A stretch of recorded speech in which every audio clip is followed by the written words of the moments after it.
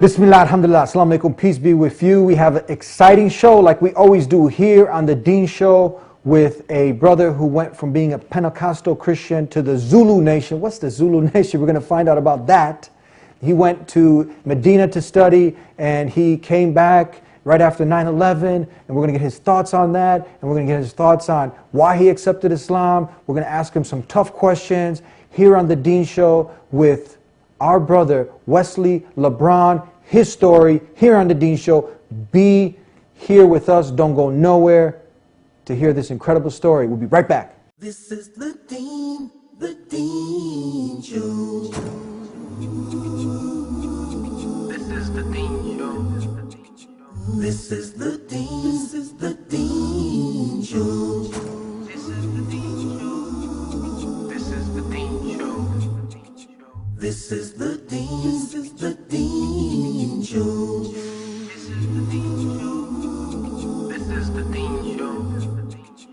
This is the Deen Show. This is the Deen Show. This is the Deen Show. This is the Deen Show. This is the Deen Show. Here on the Deen Show, we're back with Wesly Lebron. Assalamu alaikum. Wa alaikum assalam. Peace be with you. And peace be with you. How are you? Alhamdulillah, everything is good. All praise and mercy, all praise is due to Allah subhanahu wa ta'ala. So you found the time to be with us here on the Deen Show. You have an incredible story. You accepted the way of life of all the messengers of God, that complete submission to the will of the one Creator who created you, me, this whole universe and everything in it. Yes. But before that, you were in the Zulu Nation, Pentecostal, part of Christianity, you know, hanging with the homeboys. Yep. And you even went to Medina for a little bit to study. And now you're here on the Deen Show. Where do we start? We can start before Islam, briefly. Talk to us. You know, before Islam, I was raised Pentecostal in a Pentecostal family, very religious family, raised by my grandmother because my father was an immigrant to this country. In my teens, I started to pull away from religion. I started to think about Jesus Christ and him being a man and walking on the earth, and I had a problem with worshiping him. So I started worshiping God. And then, of course, being in middle school and high school, got involved with friends and partying, and then started selling drugs and being out in the street and hanging out. So religion just completely left my mind altogether until my mother, she used to raise foster children, and this one kid that came up in our home named Edgar, his mother had died of AIDS. His father was in jail for most of his life.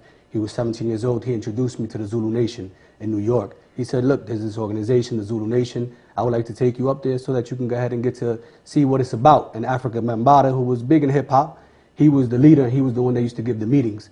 So we decided to go up with him to New York. And when we went up to New York, we sat there and we was listening to the meetings. A lot of the meetings basically dealt with government conspiracies and things of this nature. They had principles, but they were a gang in reality. Part of that was that a gentleman named Aziz, a Muslim brother, who was also Puerto Rican like myself and Edgar, he came and he said, can I talk to you brothers? After giving a short speech to all of the members of the Zulu Nation. And we said, sure. Edgar knew him from years back when he was with the organization or the gang.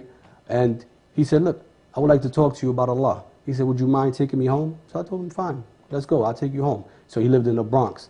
So we went to his house, he invited himself for some coffee and some tea. And he began to talk to us about Allah, the one God.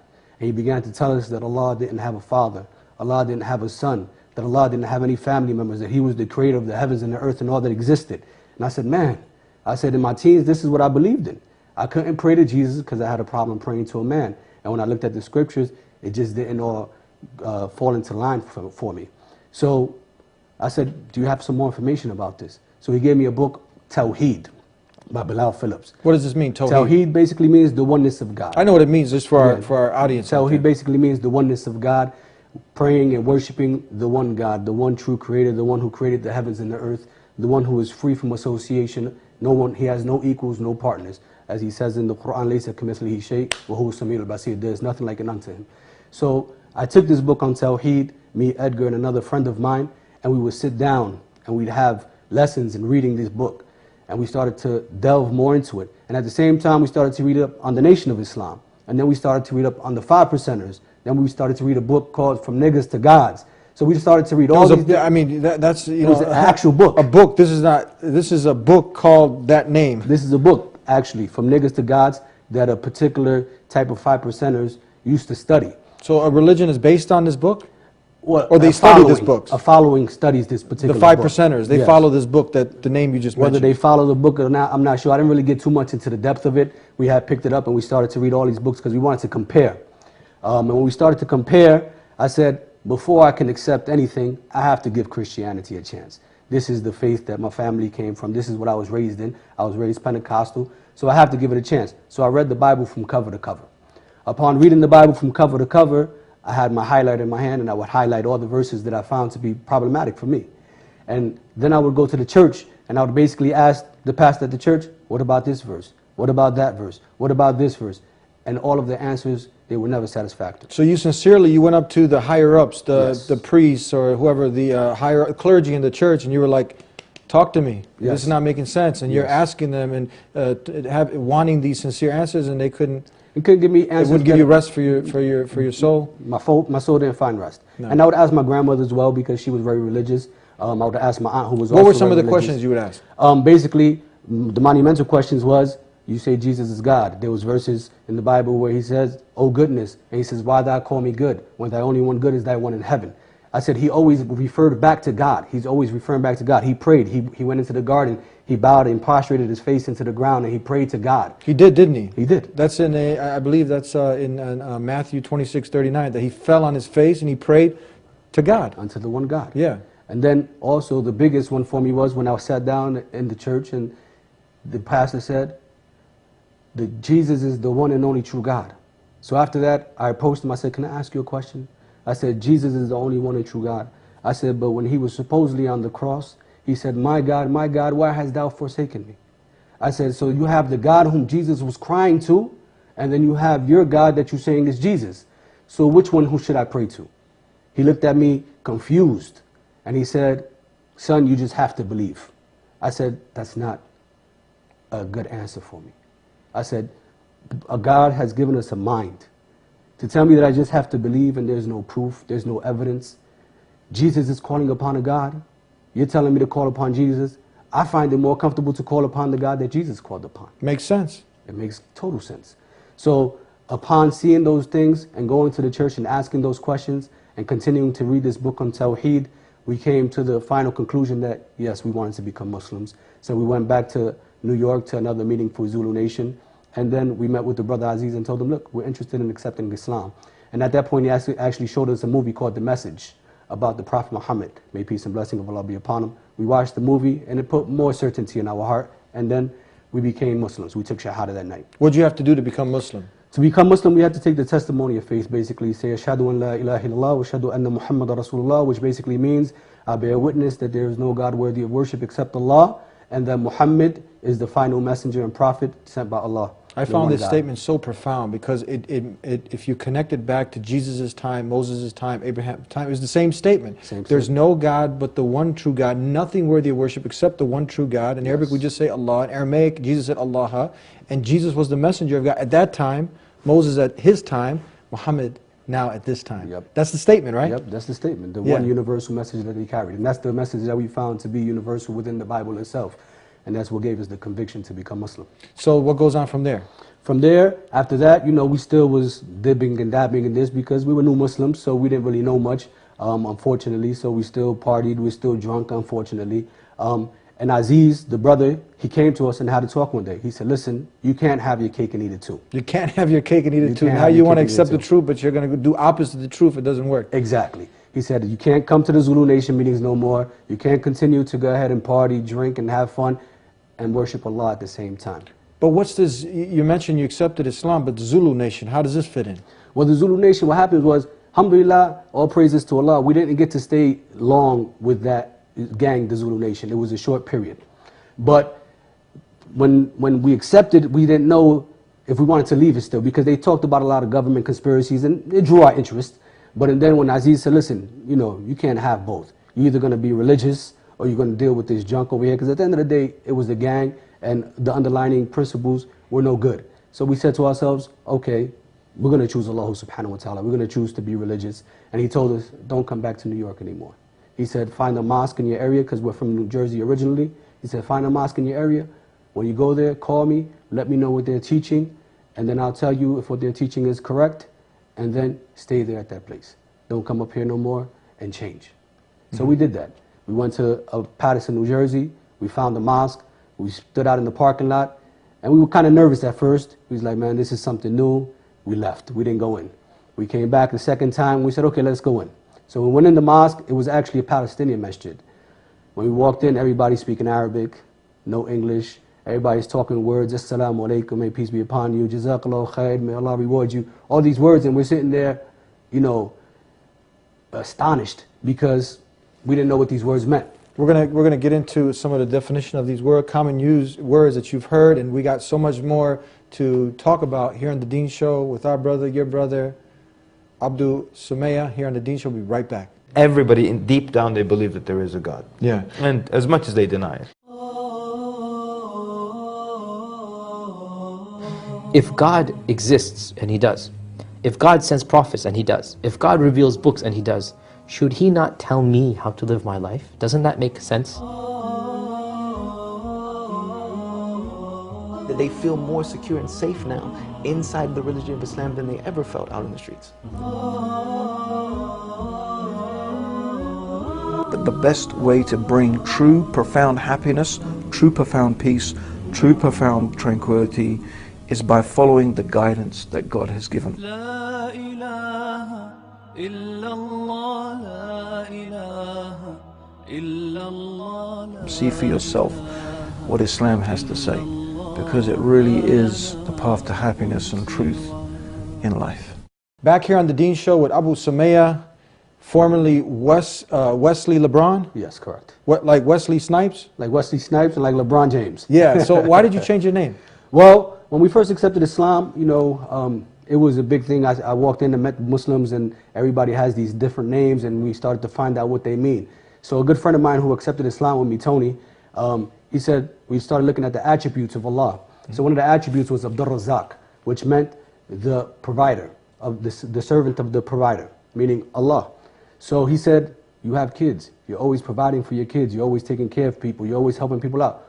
Why don't you take this on as an attribute for yourself? And that way is a constant reminder for you of what you should be doing. So I said, wow, that's great. I said, yeah, definitely. So I took on the name of Abdul Razzaq at that point, and then they called me Abu Sumaya, which basically means the father of Sumaya. So my youngest daughter, her name is Sumaya. Your daughter's Sumaya, Abu Sumaya, so our viewers who are not Muslim, they can have a better understanding. Exactly. So there's meaning behind these names. Definitely. Yeah. There's definitely meaning. Okay, so tell us now, continue on. Let's just go back real quick, the Zulu nation. But so they had they took some of the teachings of Islam, but technically, do they have anything to do? Are they? What do they have? This is not a sect. I mean, is this a sect of Islam? What are they? No, what happened was Africa Mambata, he came into Islam, but he thought Islam was nationalism. But when he found out that it wasn't nationalism, then he made his own form of concoction. I don't even know what you want to call it, because when he used to go to the meetings, basically, he would allow different people from different faiths to stand up and pray. And after all those prayers went on, and then he would get to the meeting at hand, would be to talk about the government conspiracies. And he was a big follower of Dr. York, which I'm not sure if you're familiar with Dr. York. Dr. York was basically someone who started Ansarullah. That's how he started in New York. And they started out as Muslims, and then they changed to be Jews, and then they changed to be cowboys, I think it was, and then then they changed to be Egyptians, and he actually built like pyramids in, I think it's Alabama, I think it is, or somewhere out there, it's down south, and he had his own teachings. He said that he was a prophet, he said he was the Mahdi. Basically, he was saying that he was the one whom you had to follow, basically. So this is basically like Zulu Nation, and all these other people who are trying to be under the umbrella of Islam. They have nothing. This is nothing to do. They have nothing to do with Islam. Nothing to do Islam with Islam. Islam is Islam. Okay, so continue on with your story. You know, you go from Pentecostal Christian, it's not making sense to worship a man. You want to worship the one who created Jesus, the one who Jesus prayed to. So then you get hooked up with the Zulu Nation. They end up sending you to a mosque in your area, New York. What happens from there? So basically from there I went into the mosque, you know, and like I said, I walked in and these people were using all these different terms in Arabic. The imam, the leader of the masjid, he was talking in Arabic because all of his constituents were basically Arabs. So I said, man, I made a mistake. I said, I came into this faith. I said, I don't speak Arabic. I don't understand what they're saying. You're like, I'm Puerto Rican. I don't want to be Arab. Exactly, exactly. And it just so happened that when we came out of the mosque that day and walked into the hallway, we seen two guys in the hallway. They had sweat hoods on. They looked like they were from the hood. So I said, hold on. I said, let me go talk to them. You know, it looks like I could go ahead and get along with these guys. They come from where I come from. So when I went up to them, they were actually from Guatemala, 2 brothers from Guatemala who accepted Islam maybe a few years before we did. So they told us, look, there's an American mosque about a mile from here. You may feel more comfortable if you go there. So I said, okay. He gave us the address and we decided to go there. But before we went there, we actually took some time. Because like I said, we were still involved in the street and this was a little much for me. Walking the step was a little much. So one day we picked up a friend from the projects and I see 2 men walking, African-American men, and they had thobes on. What's the Arab cultural wear, the white long garment that looks like a dress. So I looked at him and I said, yo, what's this? So my friend who accepted Islam with me, Tony, he said, those are Muslims. I said, I know I accepted the wrong faith now. I said, I can't walk around here wearing dresses. They crazy. What's wrong with them? Yeah. I said, oh man, this is crazy. So we decided, said, look, let's go to the American Mosque in Patterson, the other one, and see what's going on. And lo and behold, when I walk in, the same man that I saw at the projects with the thobe and the white dress on, he was the imam there. And it just so happened that we sat down and we began to talk to him, and that became a long, beautiful friendship that I had with that particular imam. So one day, it just so happened, I was at home drinking, smoking with friends, and we're sitting out on my porch. While we're sitting out on my porch, I'm looking into the sky. I'm just looking at the moon. I'm looking at the stars. It's about 3 o'clock in the morning. And the story of Ibrahim, I had read it in the Quran just recently about him talking to his people, talking about the sun must be my Lord. Look at how strong it is. And when the night covered the day, he said, that can't be my Lord because verily is weak. So I started contemplating on this story, and I said, if I don't change, Allah is going to destroy me. At that moment, I told my friends, get up, get out of my house. They said, what are you talking about? You drink, you get high, now you don't know how to act? I said, no, this is the first time in my life that I know exactly what I'm doing. I said, get up and leave. At that point, I knew that I had to cut off all of my friends. This was in the middle of the party now. This was in the middle of a gathering. Yeah. And I said, you got to go. I said, Were they Muslim? They weren't Muslims. Okay. I was hanging around with a bunch of non-Muslims. And I said, you got to go. But they weren't good influences for you now. They weren't good still influences. they're supporting the drinking, the smoking, and Calling me to it. Yeah. Calling me to it.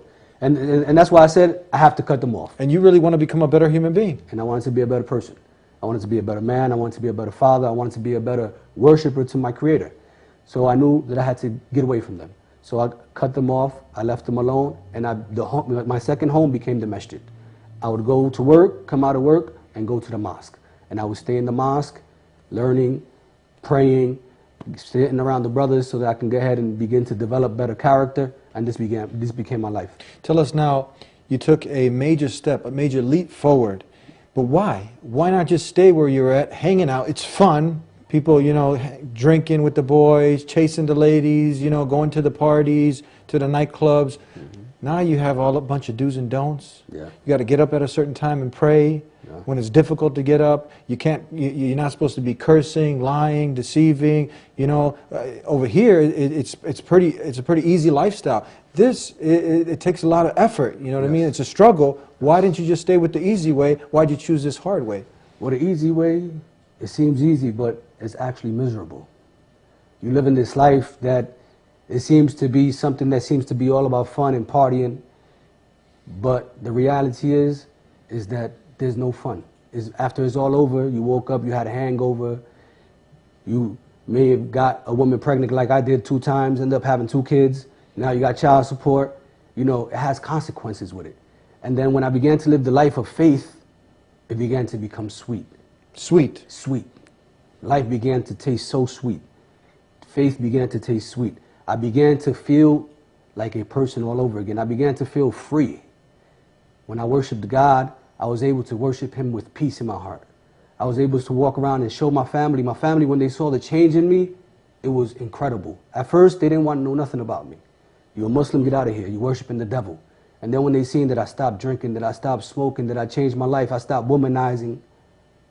And then they came to me and said, hold on, let's sit down. This is not the same guy. This is not the same guy. We've been trying to get him to stop the whole time. It didn't work. Nothing worked. Nothing worked. But Islam worked. Islam worked. Why? So much so that my father, one time, he was at a hot dog truck and the man was praying. And when the man finished praying, he said to my father, I'm sorry, I'm Muslim. My father said, no, my son is Muslim, I understand. He said, where are you from? He said, Puerto Rico. He said, and your son's Muslim? He said, what do you think about Islam? He said, I can sleep at night now. Your father you caused so much havoc Yes. Your father couldn't and mother couldn't sleep, but now you accepted Islam, the worship of the one Creator, and now your character got better, your life got better, and now your parents could finally get some rest. Yes, my family can finally get some rest, and they were at peace. Were they worried now also because, all the false hype that's out there that now you're going to, go and hurt innocent people, terrorize people? What about that? Well, what's amazing was that when the hype kicked in, I was actually in Medina studying. So you actually went down to the Islamic University of Medina. This is how motivated you are. You went to the university, the prestigious university, to learn the religion. What happened? I went to the prestigious University of Medina, learned the religion, and I always say that that Allah did not send me there to learn. He didn't send me there so that I could become a scholar. He sent me there to change my life. When I went there, I saw what worship was all about. It became clear to me that God is to be surrounded, that our life is to be surrounded around God and not God around our lives. So I was there for about 6 months. 9/11 happened, and my family was here in the States. So I felt that I had to come back because me and my wife were the only Muslims in our family, and I felt that she needed the support being a new Muslim that I needed to give her, and we needed to support each other in this particular time. And at the same time, I needed to be here to also talk to my family and prove to my family that, listen, this is not what Islam and what Muslims are all about. We're going to take a break. We got a few more questions to ask before we come to a close here on the Deen Show. You don't want to go nowhere with this exciting story. We'll be right back. And if we're going to worship something, I figured I might as well worship the Creator instead of any of the creations.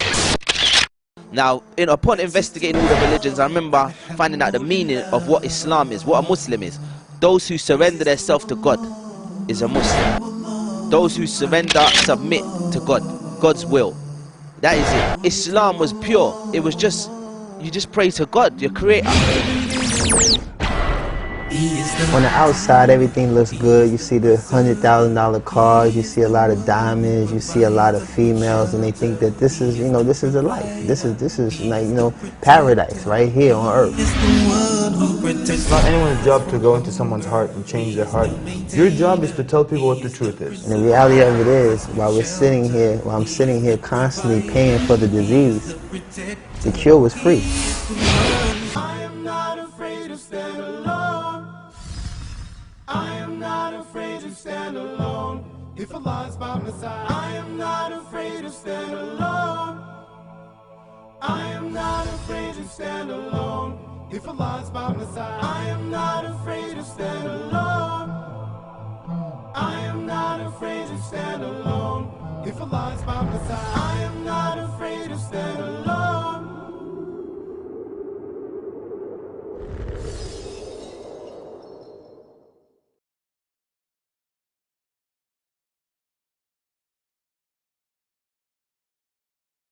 Back here on the Deen Show with our brother and your brother, Abu Sumaya. Talk to us now. A few more minutes left. I want to ask you some tough questions for the people now that are watching, the not yet Muslims, because everyone has the potential to submit to only God, the one God, the God that now you were searching for. You didn't want to worship a man. You didn't want to worship Jesus. By the way, are you like anti-Christ now? No, I'm not. Basically, I'm for Christ.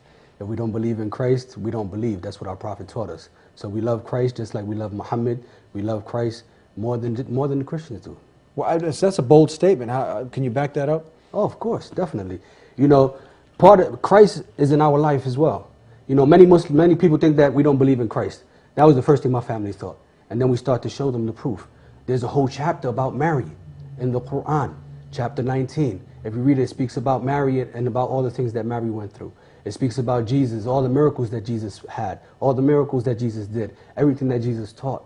So when we look at it, and they're more detailed than what was in the Bible. I was able to talk to my family about some of the miracles. They never heard none of these things. Mm-hmm. They were surprised. Mm-hmm. So definitely we show our love for Jesus. We definitely show our love. And someone might say, he went radical on us now. What would you have to say? No way. Basically, Islam is a religion of peace. It's a religion of mercy. It's a religion of submission. It's a religion of being at peace with humanity. You want humanity to have that peace. Our religion doesn't teach us to kill people. Our religion doesn't teach us to terrorize people. Rather, our religion teaches us, like the Prophet told us, if you the best Muslim is the one who's good to his neighbor. That you should bring over some soup to your neighbor. You should get to meet your neighbor. You should get to know who your neighbors are. Me and my neighbor, they tell me where their key is hidden for their home. If I'm not home, they tell me, you can come into my house, check on my house for me. This is what neighbors are supposed to be. This is what Islam is supposed to do. That you're supposed to be around in the society, and the people are supposed to be filled peace and tranquil with you. So how'd you feel when 9/11 happened? When 9/11 happened, I was upset, naturally, because they blamed the Muslims. And of course, my family at first, they were like, we're fighting the enemies. And I'm like, hold on. I'm a Muslim, so am I the enemy now? And my mother was like, hold on. No. So it was baffling, you know. So we had to come and teach them, no, this is not what our Prophet taught us. Our Prophet told us that the man who kills himself in a suicide bombing, that he goes to hell. There's no permission. In times of war, we can't kill innocent women and children. You can only fight the person who's fighting you. You can't bulldoze homes. You can't tear the trees out of the front of the homes. You can't do none of these things. So if the person you're fighting stops, then you're supposed to stop as well, which to show that self-restraint. So this is what Islam teaches us. Amazing, amazing.